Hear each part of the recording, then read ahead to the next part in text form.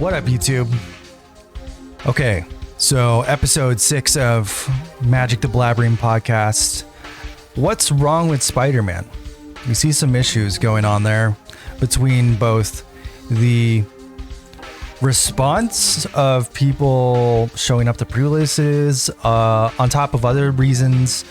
And then we got at the end of the episode here, we're going to talk about some top brews that, although I wasn't able to participate in the early access event, I have a bunch of brews lined up and stuff. So I would like to kind of, I guess, shout out some content creators and share some of their brews and just give a little bit of a signpost to where we can go with some of these brews immediately, right when the set drops. So this will be fun. So let's get into it. So over the weekend, we had a bunch of Spider-Man pre-releases. A lot of people got excited about it, and shockingly enough, people did not show up. And this is a huge issue because, while maybe at your LGS, it was full to the brim. And again, this kind of goes back to the issues with certain types of LGSs that are just more popular in more populated areas. Say, bigger city areas like Los Angeles, maybe Atlanta, some of the bigger kind of like hubs for Magic in general. Maybe New York. Those are more like, again, city areas.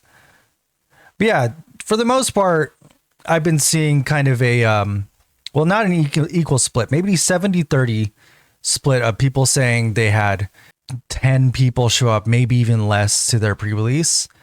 And then the other half is like, the other 30% is saying that they had to fire off no problem and there was a ton of people there and everybody's very excited.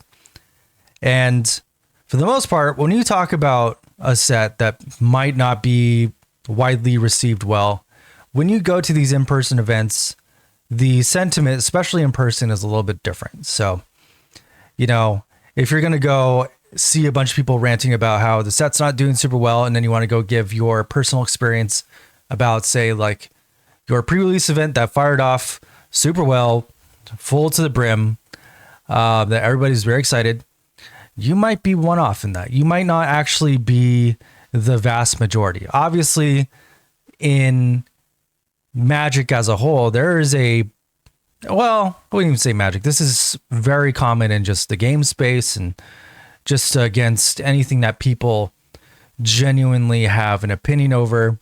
There's going to be a loud minority, and loud minorities tend to naysay and doomsay a lot. For the most part, when you go to these events and stuff like that, just know that you might not always be in the vast minority, or, your sentiment, how you feel about this set in general can be kind of skewed in a certain way where, you might feel, that since you like Spider-Man, it represented a lot of things that are, good for Spider-Man and good for the set and the game, etc. Many reasons why this could be a win for you. But yeah, so let's move on from just, the pre-release. People didn't show up for the most part. Sometimes for, a minority of the people, their LGSs were full out and they had a good time. But overall, people were noticing that this set didn't have very many people showing up. And let's talk about possibly why that is. So let's start out with the positive things. Like, what's cool about the Spider-Man set?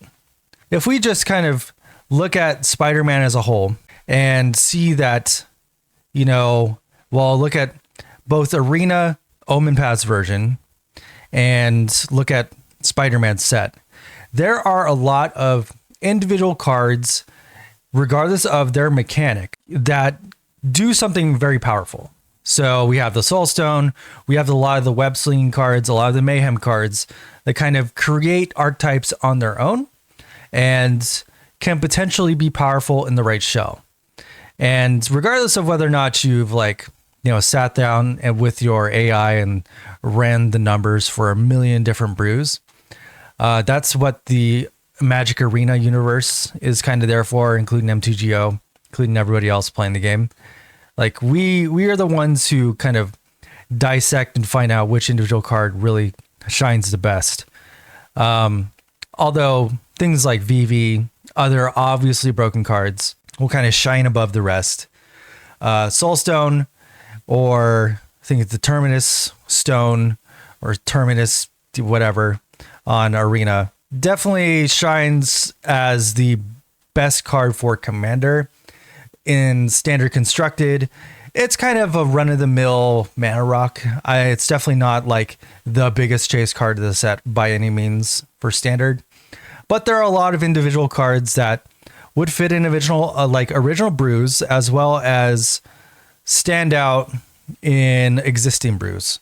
Like card draw discard mechanics, reanimator mechanics. Those all kind of stand out. So in general, for Spider-Man, the big positives are they have good individual cards that will kind of buff up certain decks, can create new archetypes. It's not on the power level of Aether Drift. I would say it's like a step above Aether Drift. I would put it almost in the category of Murs and Karlab Manor, which is still kind of an insult, but I would say it even stands above that because we have these kind of Commander designed cards that again were rebalanced for Standard or possibly redesigned. We don't know exactly which cards were changed. We just know from Mark Rosewater that this was originally supposed to be a Commander set. We all knew this, so we didn't really need him to tell us. Although it is good to have somebody on design team give us a little bit of the insight into behind the scenes about what happens with certain things like that. And then just talking about Omen Paths. I think Omen Paths over everything is getting a little bit more well received than Spider-Man right now, because we have Fleem. Fleem is awesome. We love Fleem. He's a sweet little guy. He's kind of funny looking. He's Green Goblin, so he's on a card that's already pretty powerful. Remains to be seen how powerful and ubiquitous this card is. Again, it's a Grixis card, so maybe his blue side is better, the Gobin side or the Fleem side. Obviously, we love Fleem. We want to see Fleem thrive. Fleem is the loot that we weren't, that wasn't planned, which is how things like that should be. Similar to like Teemo in League of Legends, where like Teemo was just a silly little guy, and Yordles in general are just kind of silly little creatures. But none of them individually were planned to be like, this is going to be like the face of like League of Legends or whatever. Whereas they want to be seen a little bit more seriously. And so putting like Teemo as the thing, everybody shows up to the events wearing his hat and genuinely like kind of know about Teemo. If you know about League of Legends a little bit, you can't force things like that. So Fleem is the loot that we deserve, that we want. Hopefully they lean more into that. Not even just in Arena, because we had an Arena announcement that they saw all the memes that are being put out there, because everybody loves Fleem online. If you're chronically online like me in the Magic space and community, then you would know that Fleem is probably the most talked about thing in the set right now. The cool card arts aside of like the comic book card arts of the set, awesome. We like those. Do more of those. Obviously pretty cool. Those also kind of play into the downside of this set, and we'll talk about that in a second. But yeah, overall, I think just from a glance and kind of looking into a bunch of material for this, it seems as though Omen Paths is being more well received than Spider-Man. And that if Omen Paths was in paper, this might have been a better release. Who knows? Who can tell? But I think Arena should be fine. Omen Paths is kind of all over the place a bit. Another huge upside, though, is that it's all over the place. People seem to really, really enjoy that a lot of their old favorite planes are being, revisited, and they're getting the chance to see a lot of the different planes get a new life. And yeah, it's like a lot of the stuff from current standard. There's stuff from old standards, commander sets, two-headed giant sets. There's a lot of things that are being revisited here. And so, it's kind of a medley of just everything in Magic. And then they were like, all right, well, how can we put a guy riding a spider in every single situation? Personally, I thought it was a little bit hodgepodge. Again, Fleem, obviously the good guy. Not even sure where Fleem's from. It kind of looks like Innistrad, kind of like more of like an abomination type thing. I would have to, can't be 100% on that, but regardless, Fleem. That's the big positive thing, and Fleem, part of Omen Paths, kind of trickles down and creates this really like kind of fun vibe for Omen Paths. So yeah, overall, I would say Arena, losing Spider-Man as its flavor is really bad for content creation, but overall now you get to like play with Fleem, so that's cool. But again, GRIXIS card, not ubiquitous. Personally, I love Fleem. Again, GRIXIS card, that's my favorite color combo, so we're definitely winning over here with Fleem. And yeah, we're going to get some cool card styles, maybe a pet and a sticker, apparently, which I'm confused why we didn't have those already, but apparently they didn't have them prepared for strictly Fleem, so now we're getting them. That was from the arena announcement. So yeah, so that's a cool upside with the Spider-Man set. So if you're looking for something positive, there's something positive. On top of, if you love Spider-Man, this is the set for you. Obviously, there's a ton of Spider-Man and women. So you're going to see a lot of the things that you like, and it's not super terrible. Each card kind of does its own thing, can fit an archetype. Again, fit in individual decks that already exist, or can create a kind of new archetype, or support an entire archetype. Like the web slinging kind of goes into survival stuff, kind of goes into convoke a little bit. Yeah, well, I'm pretty sure we're going to see some of that stuff also be supported in Avatar. So I don't think by any means this set is like going to not see play. There is a possibility that it's a very cheap set and that people won't buy a lot of it. So we'll talk about what that means in a bit. But that's the positive things. Now shifting over to like the big negatives of this set. So first thing first. Well, I just talked about how some of the mechanics are really cool and can see a lot of play and different archetypes in existing decks and also create new stuff. That being web slinging and mayhem. We might be able to see just full on decks of those things. Specifically for web slinging, that can fit into a lot of just decks that, either have like mana dorks or survival. So probably won't see like a full web slinging deck unless you're really trying to do that. It feels like that would cap out at tier 2 at the highest because of the fact that you are playing kind of a slower game plan there. It's not like ninjutsu where you can do that during attacks. So there is kind of a downside to it, but it isn't like ninjutsu because you can tap a Llanowar Elf and then web sling something in for that. So there is that upside. So remains to be seen, but that's not the bad part. So web sling and mayhem are the good part. So there's a kind of a phrase, or I guess definition of what people call parasitic mechanics. And a good example of that would be something like enter the dungeon or take the initiative. Both are the same thing. Take the initiative is the obvious better version of this, or like day night. So why are these mechanics bad? There's a good reason why they're bad. And that's because when these mechanics become played, if they are not that good, i.e. enter the dungeon, they don't see play in anything other than its very isolated block environment, which would be limited, or just lower tier standard. I believe enter the dungeon is still played in Commander with like Acerak combos, which are pretty much putting Acerak in your hand and outside of your hand for like free, like Omniscience, Acerak, and you just pretty much play Acerak over and over until you drain everyone out.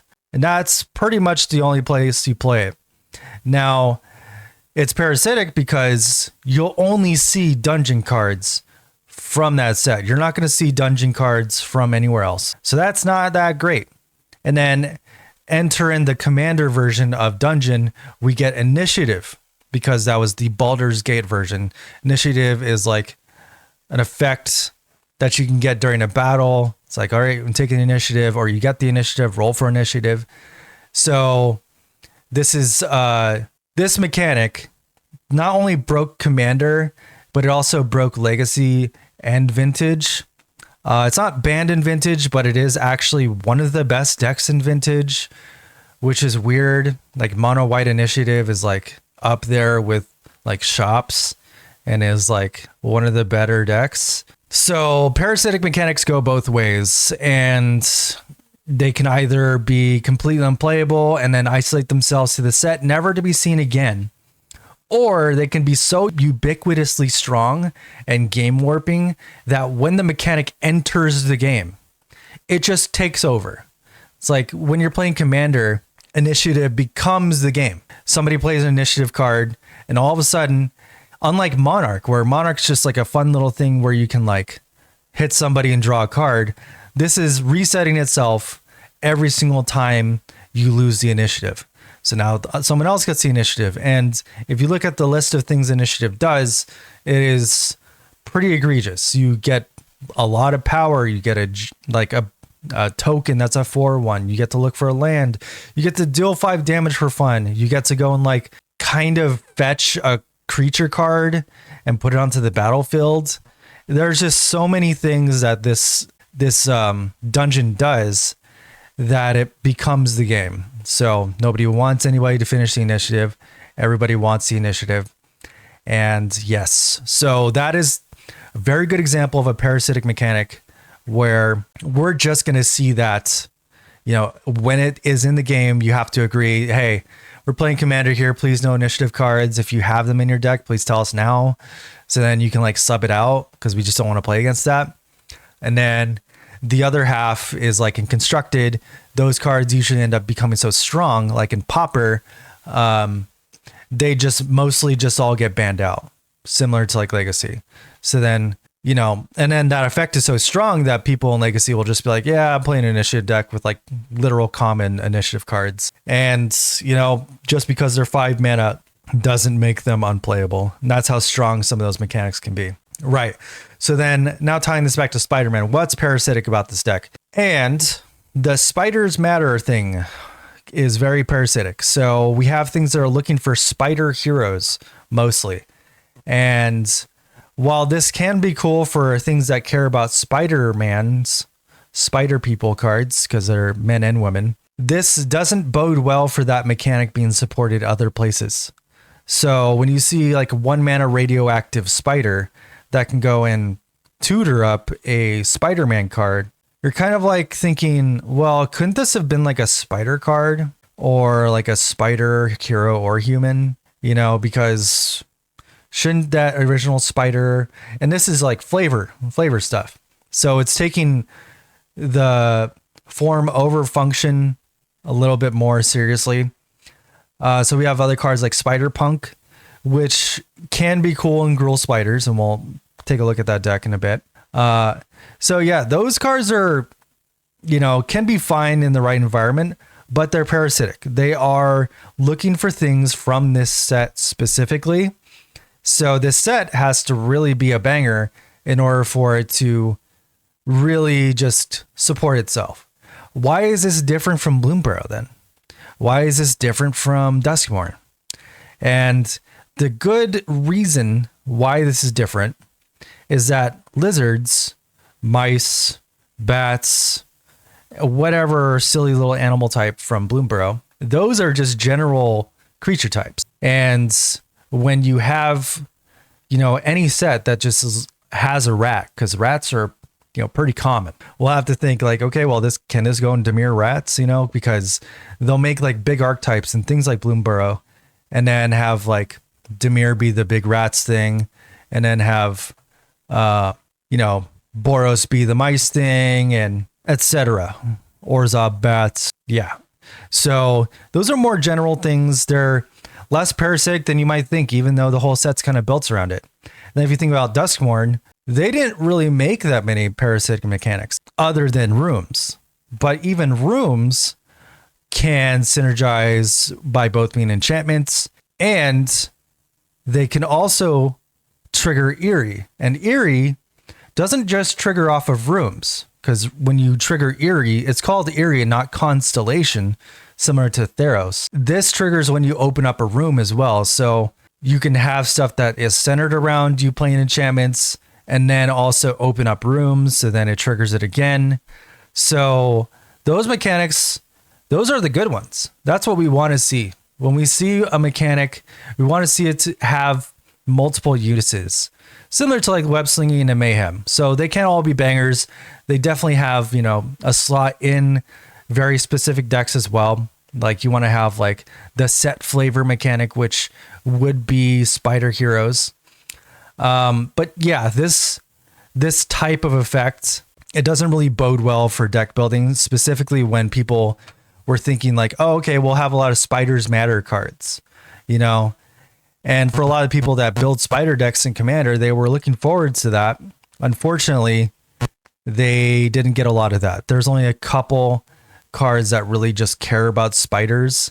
And I think that might be Cosmic Spider-Man. Not sure if you would ever want to build a 5-color spider deck, but I guess if you could, you can do something like that. But yeah, so for the most part, you're losing a lot of that flavor there because you're not going to really see that much support outside of it. So that's one downside. Now let's talk about the more investment level of this set, because this is actually a huge issue for the set being sold as a whole. Obviously, when looking at pre-order prices, it's not really the best representation of where the prices are going to settle per card. There are, a good deal of boxes being opened, collector and regular, set booster wise, and from people doing pre-releases, etc. So there's not that much of a shortage of the product. We know that the collector boosters have already sold out. And this is like, if you just Google it right now and say, how did Spider-Man get sold? Right now, there's no expose coming from Wizards saying like, hey guys, we made 200 million. Spider-Man's the next best set that we've ever sold. That's not coming. And it's not coming for a good reason. And yeah, so I'm sure if you're on the internet checking out, because you want to buy Spider-Man collectors, you have bought Spider-Man collectors, or, you just enjoy watching people open this stuff because you don't really open it yourself. That's more of where I'm at, because I don't really tend to open up boosters. I tend to buy singles, again, constructed player. So that's kind of where I'm at with it. But yeah, a lot of people are not making their money back. And this is before the set is released. So you can just kind of take a look at, say, like Saffron Olive's booster pack opening of spending $4,000 on this set. And I think he spent more on this set than he did on Final Fantasy, which even with Final Fantasy, he did take a big hit, but he was able to break even on some boxes. The issue with this one was that he opened so poorly, and other people who kind of invested like him, who are more casual investors, not just like actual LGSs or in like card investors who bought that much, they're actually losing money just like him. They are not making, I don't think most people are going positive at all on a box. You would have to high roll so hard that you actually go positive on a single box, because we're getting these prices at max value because people just kind of bought them out. This is Magic's first Marvel set, so this is a huge historic, occasion for the whole game, as well as it, being its first induction of Marvel, so there's a lot of things going into it being like collectors really want this because Marvel is very collectible, but so is Final Fantasy. But we didn't have those kind of gauges to see like, okay, well, Final Fantasy is going to be the biggest set of all time. Obviously, I'm going to buy, is that $600 for a collector box? Yeah, I'm going to buy 10, because you would probably make about 40% more of what you spent. So that is a lot of money. Obviously, it's a lot of time investment in order to move those cards, but yeah. So let's talk about why that might happen, because I'm not the LGS owner, investor bro that you might see on YouTube or know. But, at face value, I kind of see what's wrong with these collector boosters. And if you look at the other collector sets in general, even with like Edges of Eternity, you're missing like a full like card style. And that's like surge foiling. It's like surge foiling with Final Fantasy not only made certain cards that were already like chase rares extremely valuable, but it also made some like the draft chaff that were like extra like characters that people, might have liked from Final Fantasy 13 or whatever, Zidane from Final Fantasy 9, who's the main character who got done pretty dirty. It was like, that's the main character. It's not Vivi, which is funny. Maybe Zidane is just like not really a super liked character. Although Kuja and Zidane, pretty big essential parts of Final Fantasy 9. So is Vivi, obviously, but he didn't really get that good of cards. But the surge foiling of like the 5-mana Zidane card is still like pretty expensive if you compare it to just being like straight up uncommon draft chaff. And then also Zidane got another alternate styling of just being Ragavan. So yeah, maybe I'm being a little too harsh on Zidane there, because he is just Ragavan, and that's pretty cool. So those are like some of like the reskinned like alt arts. Those are awesome. Like we didn't get a lot of that for this set, and I'm gonna venture to guess that a majority of the reason why these boxes are losing like $150 to $200 per box is probably because we don't have surge foils. And in my opinion, that is just kind of a huge ball drop, because they could have just made like a spider web style, like fractured foil or something to that effect.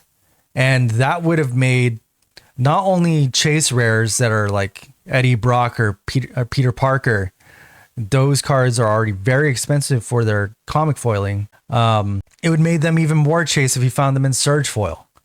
And then if you were to find like Maximum Carnage or Carnage himself or Venom, and they were in their spider fracture foil, their web fractures or whatever the hell you wanted to call that, that would make the collector boosters even more valuable. So I think over everything else, there's not enough chase rares. So we have Soulstone being $100 pre-order.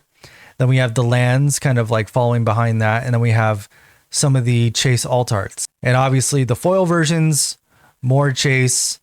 Don't know why they didn't do another foiling style. I think that is the biggest miss of the set. And those cards not having surge foil styles or web fractures, whatever, that just makes all the other cards that aren't as chase, it doesn't give them a style that's chaseable. So if you were to buy something, say like Gwenom or the other kind of cards that, are a little bit cheaper, maybe more on like the $10 to $20 side, and probably will just sit around there. Yeah, those are not going to get like their $100 version. So if these cards have like an alt art plus the surge foil, fracture foil to go on top of it, that's when you're going to get those cards at like an exponential value, like 3 times its original price. And then also add that to other cards that might not be as chase and give them a style that actually costs X amount of money. Good example of this from Final Fantasy is like Kefka, because Kefka ranges from $10, $20, and then he has another like alt art, which I also have as well, as like $30, which is like the CP88 version, which is like the hand-drawn original art version. And then it goes up to the surge foil, which just immediately goes to $100. So it's like, this is 10 times the original card value. So this is like, I know Wizards doesn't think about like their aftermarket prices. But when they're charging like this massive premium for collector boxes, they should be thinking about like, well, why would people want to buy this collector box? And is that for the Thanos alt art style? It's like, well, I'm not getting like the crazy, like even Duskmourn had better art styles than this in terms of like foiling. Not better. That's subjective. But the objective part is like the foiling. Like we were missing a whole foil style that would have shot, I believe, would have shot the boxes up at least $150 to $200 per box. Because again, just to rehash the reasons, you're getting non-chase rares that are receiving this alternate foiling that end up going from $2 a card to $20 to $40 to $60. So that changes that hit exponentially. It changes cards that are $10 to $20 to $100. So we want that. That is what's missing. And I think that not being in the set really just tanks the prices immediately. So that's one big reason that I think that this set is kind of tanking.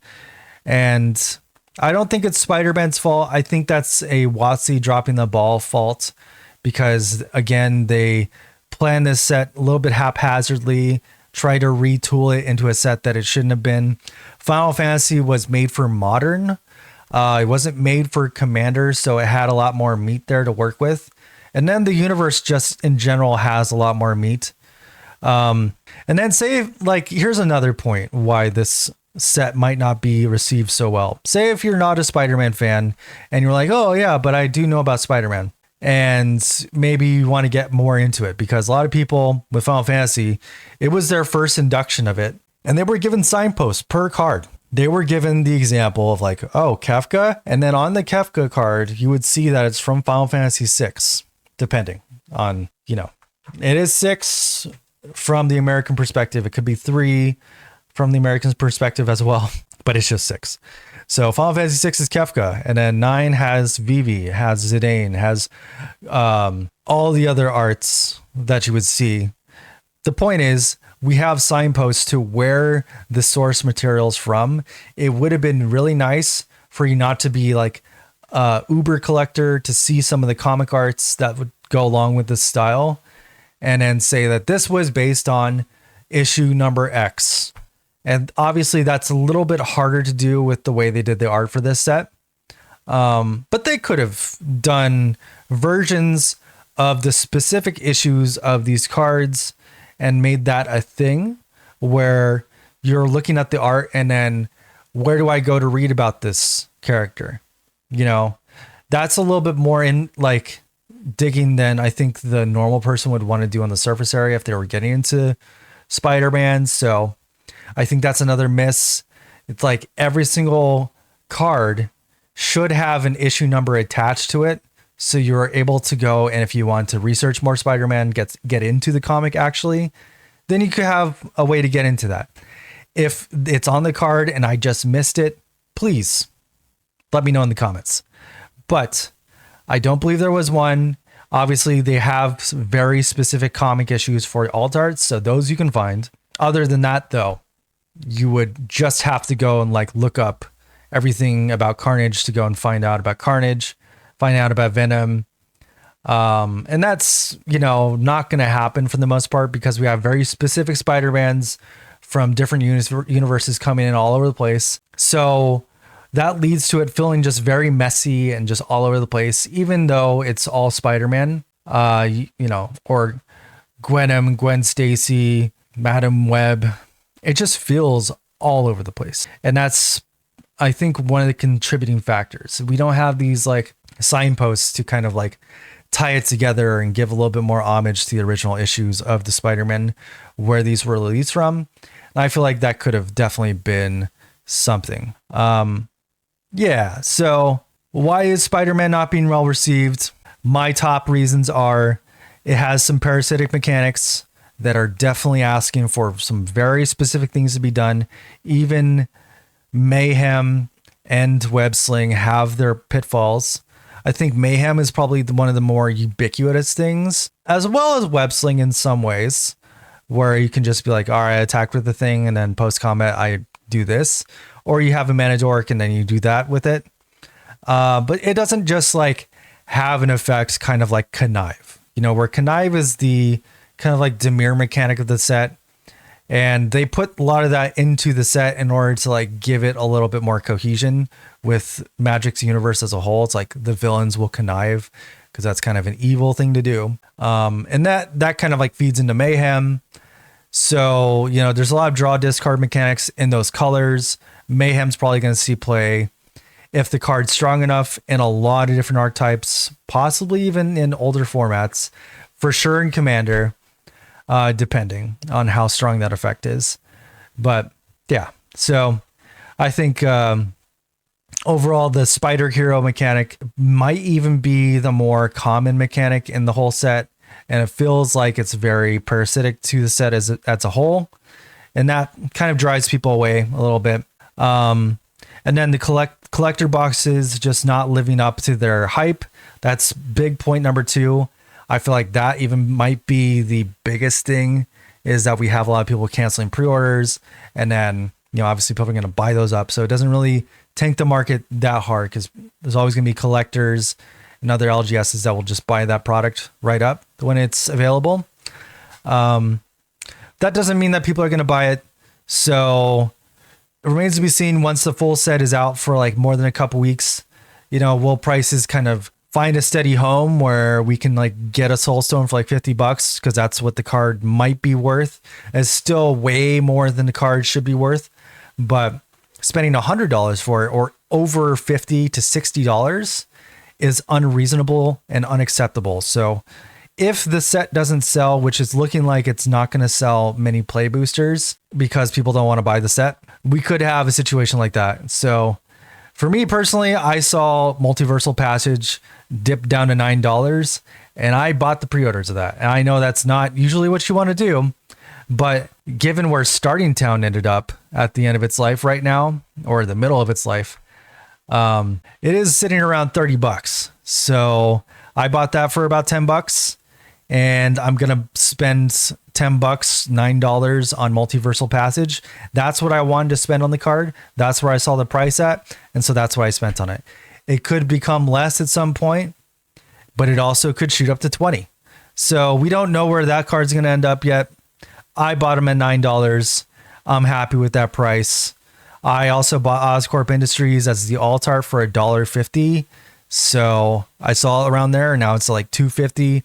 Multiversal Patches is all the way at like $12 again over the course of a couple days. So sets, like, I'm recording this like a day before the set drops, so probably going to see those prices fluctuate again by next week. Hopefully we can see them drop down. But yeah, so for the most part, yeah, the set is looking very expensive. People don't want to buy in because they're not getting their money out of it. So that's a huge, huge reason. And then again, Universes Beyond has to speak to a larger audience. So if you don't have signposts for that, you're not going to be able to get everybody in. And yeah, people are very saturated with Marvel stuff in general, just from the general media milking the hell out of Avengers and Marvel Universe. So for this to have your kind of like intro into the comic books and stuff like that, I feel like it should have had more signposts with like issue numbers and stuff like that. So I feel like I was a little bit lost when I was looking at the cards. And I think even some of the people who are in the universe, like, oh yeah, like you would have to explain it. You know, with Final Fantasy, we didn't have that. We were just being like told, like, here's where it's from. And then people, if they wanted to, they could play the games, and it would have been a fun time getting through all that.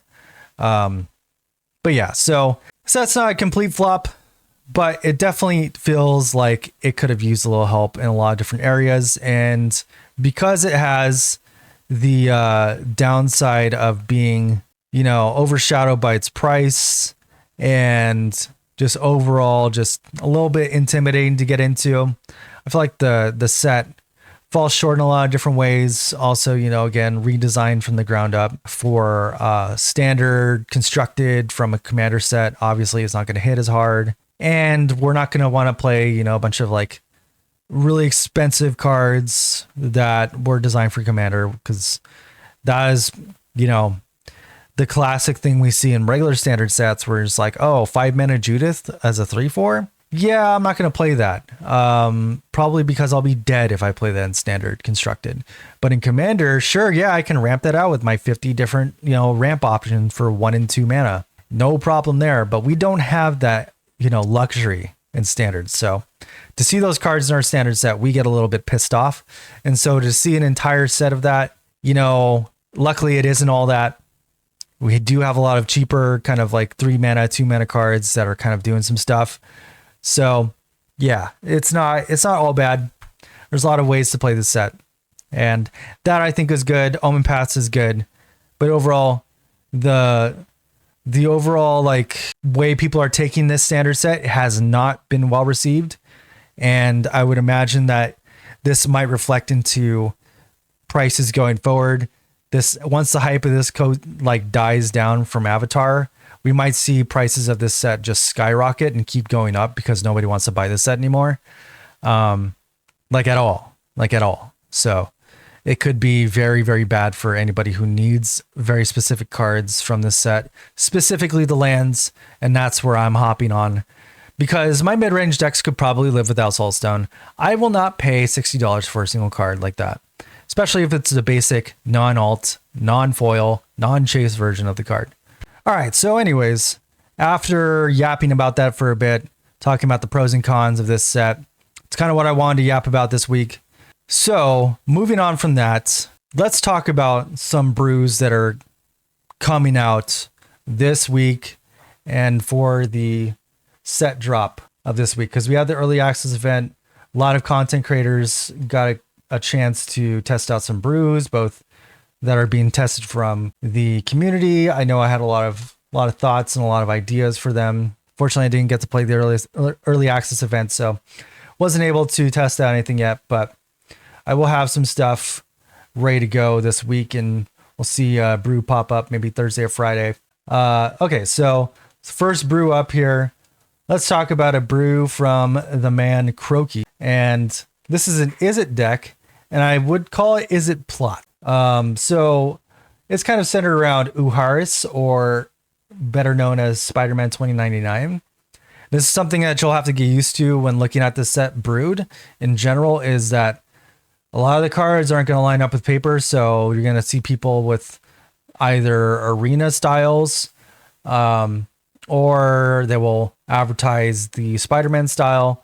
Personally, I think it's correct to advertise the Spider-Man style and the arena style, and just kind of have them both side by side so people know what they're looking at. But yeah, so this deck kind of utilizes the plot mechanic to exploit the transform mechanic, I believe.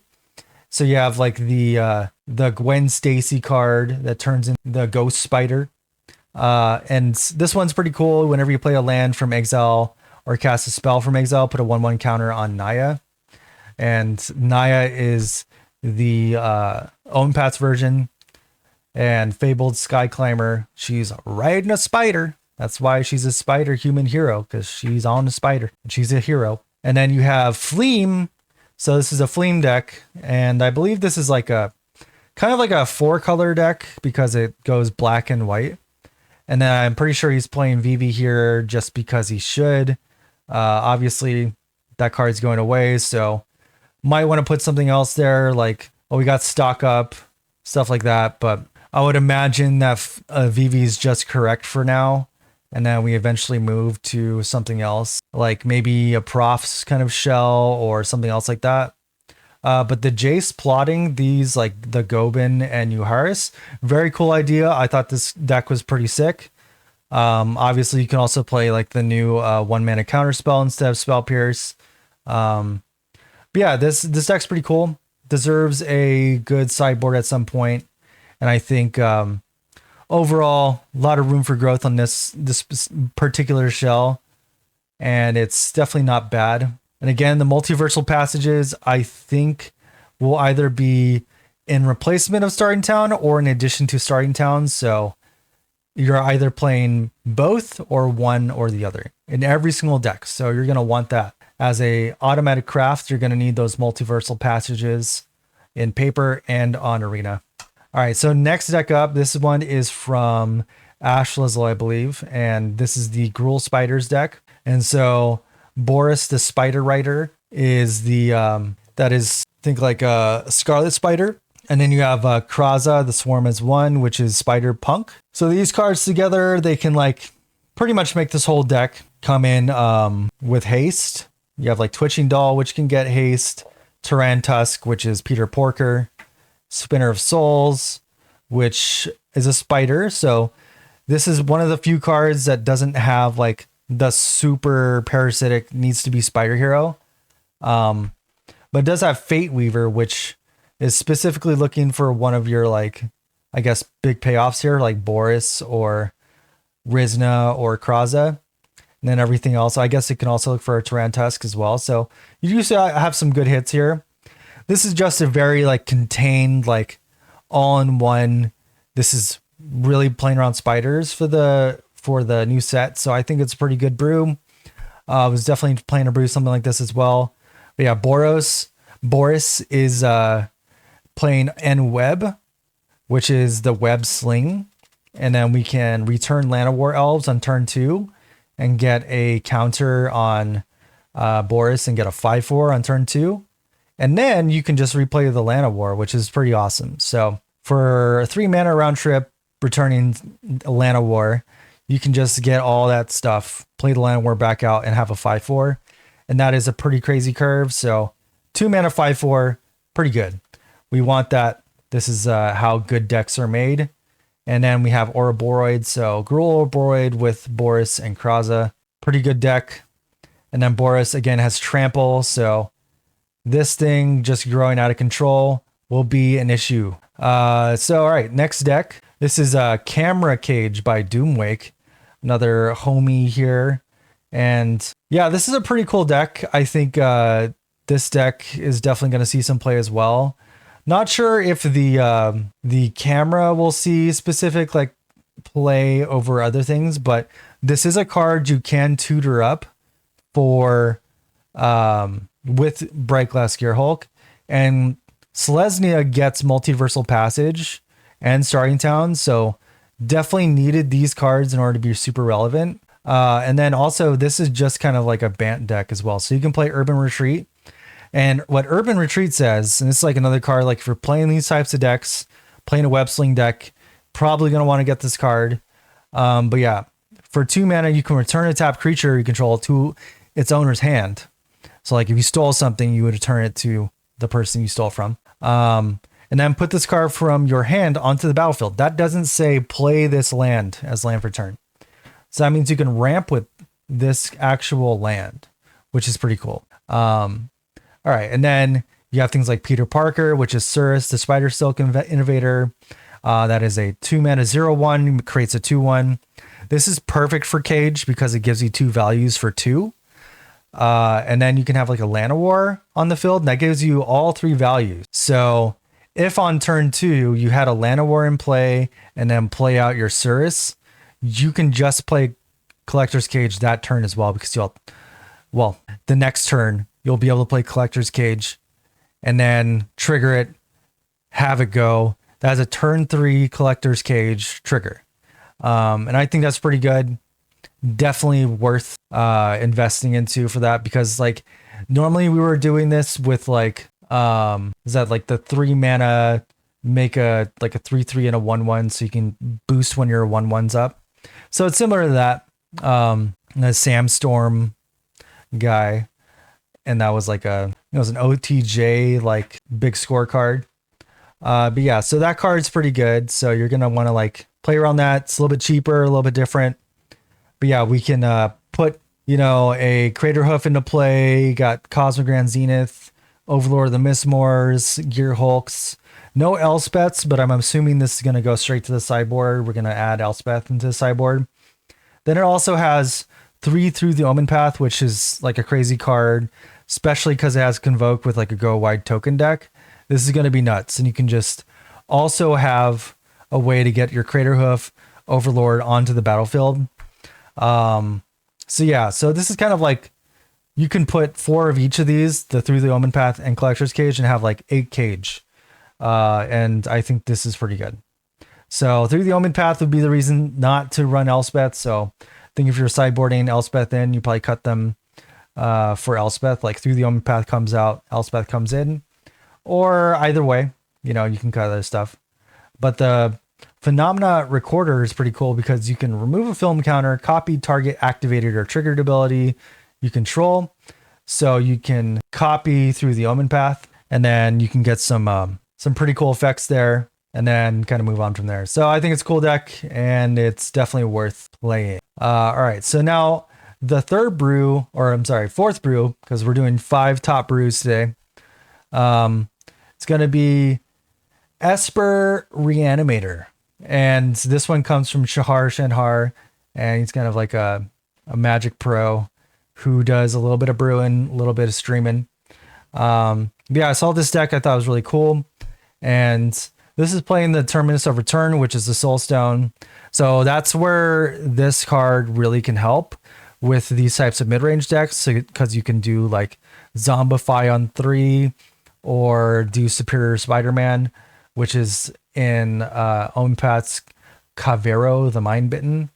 So those really play well together, the Terminus or the Soulstone with these turn 4 cards. This also play Gobin, which is Flame, for the I believe Gobin side, because you can connive and he can't be blocked. So pretty much all the removal in this deck is going to be discard removal. We also have Skivix, which is Symbiote Spider-Man, in order to, again, look at top card of your library and do some more looting. We also have Emmett Selk, which is another great card. And then also Ruzik, Booed But Victorious. Silly card name, silly card art, but this is the ultimate Green Goblin. But yeah, essentially this card wants to reanimate something a little bit crazy. Like you can reanimate Mr. Negative with Superior Spider-Man or Zombify. You can also do Arden. You can also do summon Bahamut. There's a lot of other ways to play this as well. You can play Bringer of, see here, let's look up the exact name. I wanted to be exact on this one. Bringer of the Last Gift. That's kind of like Living Death or Living End on a stick. And you can kind of like loot a bunch of creatures into the graveyard and then play Bringer of the Last Gift and then just reanimate like 10 creatures all at once. So that's another way to play this deck. But yeah, you can reanimate a bunch of cool stuff and have Meringue River agents for more looting and, you know, just get some big chonkers in play. But yeah, it's definitely probably going to be like a best of 1 deck, but I can see this being pretty relevant in best of 3 as well. Depending on the colors that you're in, Soul Tie probably will be a little bit more relevant in terms of like being able to loot a bunch of stuff, counter a bunch of things, have a pretty good sideboard. Esper is also an option. Soul Tie has some other bigger creatures other than like Mr. Negative. That's a decent one to try out if you're trying to like do some shenanigans. I don't think Mr. Negative is very good for standard, but definitely this is the shell. Doesn't have to be Esper. It can be Dimir. It can be Soul Tie. It can be Grixis. Like just pick your poison with what you want to try with it. And this is the Reanimator shell. Superior Spider-Man plus Zombify plus Bringer of the Last Gift. And then you can kind of just pick and choose what you want to do with whatever you want. And then the final deck, this one's from Ash Lizzle again. This one's a bit more of a meme, but it's actually pretty fun. So this deck is using Emmett Selk, Gobin, Fleem, Kefka, Overlord of the Belmerk, Quantum Riddler, but it's also using Agatha's Soul Cauldron. So this, and another card that I actually really like, which is Scrounge from Eternity, which is from Edge of Eternity, allows you to reanimate a card, a creature card of any mana value from your graveyard by sacrificing a creature, kind of like a victimize effect. It's actually a really, really good card, and I think it's a little bit underrated. I definitely brewed with it, you know, right when it came out, and I was like, wow, this actually can go in like some kind of Grixis Reanimator thing, and I was like doing like profs with it. So I think profs could go in this shell. You could also put monuments in this shell, but it's playing Agatha's Soul Cauldron in order to put the ability to transform onto Kefka, which allows you to transform Kefka for 4 mana. So I think that's a meme. It is funny to do, but it's definitely a meme. But this shell in particular, the way it is right now, it can definitely be used as a prof shell, could be used as an Oculus shell. There's a lot of ways to kind of brew this deck. Again, these are best of one brews from the early access event, and I think they have a lot of potential in standard. But yeah, they're definitely not the only things to do with these cards in standard, and they're definitely being brewed in the early access environment, so it's not the greatest environment to put it into. But yeah, so that's going to kind of do it for today. Hopefully you got some good insight. If you have any questions, comments, concerns, check out these brews. I'll be linking them down in the description below, and also giving credit to who these decks are by, in terms of like brewers, content creators and stuff. But yeah, if you have any thoughts about, why Spider-Man is not doing super hot, love to hear them. Love to hear your counterpoints to certain things. Yeah, so we'll be back next week with another yap sesh about Magic, and hopefully more brews and more stuff coming soon, and we can yap a little bit more about Universe Beyond as well. All right, thanks for coming through. Would appreciate a like, comment, or subscription, and yeah, appreciate you.